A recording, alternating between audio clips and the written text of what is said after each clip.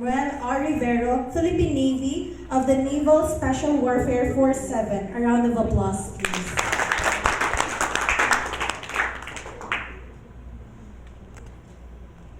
So, magandang hapon sa ating lahat. Nakita-kita ulit tayo. So, Magandang hapon, sir. pasensya po sa ating lahat kasi hindi makadalo yung boss ko. Gawa ng urgent meeting sa kampo. So, nagbigay naman siya ng speech. Sasabihin ko na lang po